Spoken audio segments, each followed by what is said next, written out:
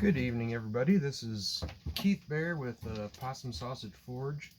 So I had a request, worked out a deal with a good friend of mine to make a period correct belt knife for a late 1700s to early 1800s persona. So we decided this is a big experiment for me.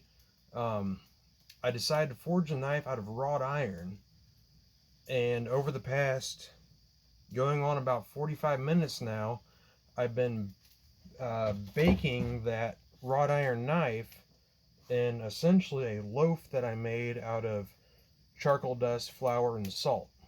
So I ground up some, it's hardwood charcoal and some leather charcoal, ground that into a powder, mix with some flour and some salt to make it stick, add some water to it, and it basically makes a dough.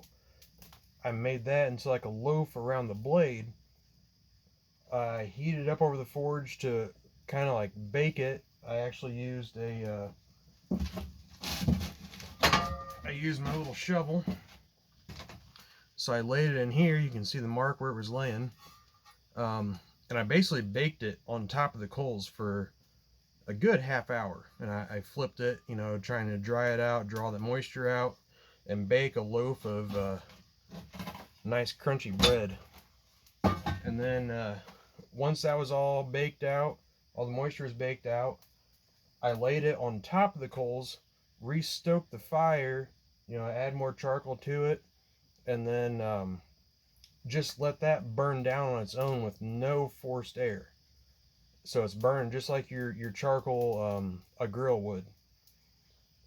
And then as that steel heats up inside of the carbon that's all packed around it in that loaf, once it reaches critical temperature, it'll start absorbing the carbon. And so the idea is here, I've had it, you know, baking for about 45 minutes. All that time that it's been at critical temperature, it's been absorbing carbon. And I'm hoping to have about a 1/16 of an inch of carbon migration to where the outside 1/16 of an inch of steel is actually high carbon steel. So I went ahead, and after I forged the knife, I forged the bevels in, but I ground them to clean them up, you know, touch up the profile, get it to finished dimensions, because unlike a modern mono steel blade, you can't grind it after heat treat because you can grind right through that case hardening. So by forging the bevels as acute and thin to finish as you can, and then grinding them to finish before heat treat, I'm hoping that a good section, you know, maybe 3/8 of an inch or so of the edge steel is ground thin enough that my carbon migration will have a through hardened edge that can withstand many sharpenings. But this is all just an experiment.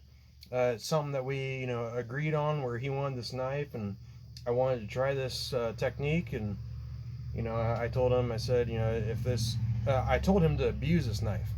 You know, this is going to be a destruction test knife. See what it takes, what can it stand up to, and if it does not suit his needs, I will forge him a new knife, free of charge, out of some spring steel, you know, a known steel.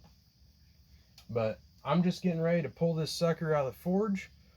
I will bring it over to the anvil, and I will kind of break that loaf, the crusted carbon source, off of it. Got to be gentle doing that because the steel should be around, you know, 1650, 1700 degrees. It might be a touch above, might be pushing 1800. I have not perfected case hardening. I've done it before. I have case hardened wrought iron, but definitely not perfected. So I'll bring it to the anvil. I will gently knock that loaf off. I will brush it and then check it for straightness, do any straightening that I have to do, and then right over here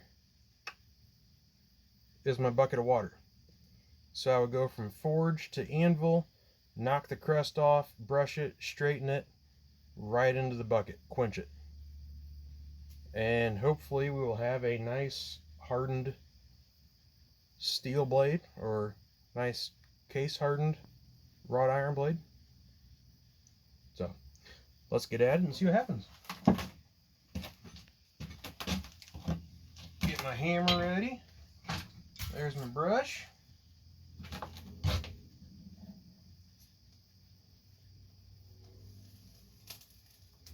There's the blade with the loaf. Gently knock all that off onto the floor. Brush. We are right at what looks to be a critical temperature. That looks straight into the bucket.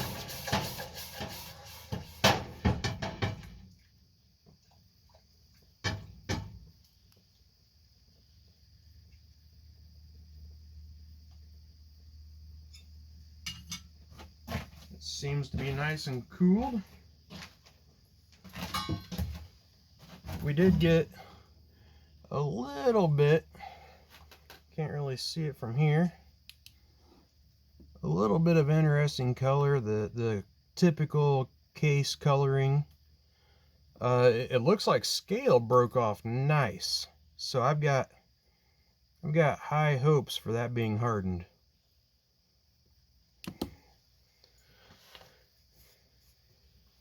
So I'm going to grab a file real quick, get this cleaned up.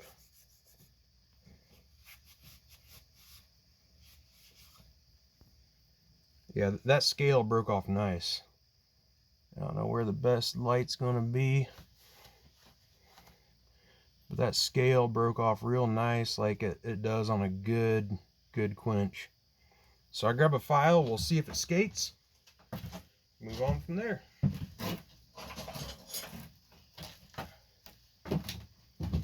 All right, I've got a nice fine-tooth file. We'll try skating the edge. That's hardened up nice. Very nice. The tang, which was not in the loaf. Oh yeah, that's digging. That's biting good. That blade is nice and hard. So I'll go ahead and since the colors aren't outstanding, one thing that we had toyed with was an idea of leaving the color case hardening colors on there. Since the colors aren't phenomenal, not much to speak of, I'll go ahead and sand that down, and then while I've got heat in the forge, I will use that to temper the blade. And then yeah, overall I'd say that was a success. Really, the proof will be in the pudding, though, to see how well the blade holds up. Obviously, it's not a prying knife. Probably be okay to baton with it a bit. I wouldn't baton too much. If you're going to baton a bunch, you need an axe. Chopping, same thing.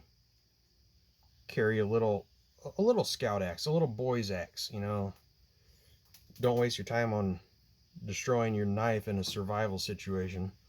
But if it's a good solid edge, you know, it should stand up to your general abuse of skinning out, gutting a deer, you know, carving random. It should hold up to wood carving just fine.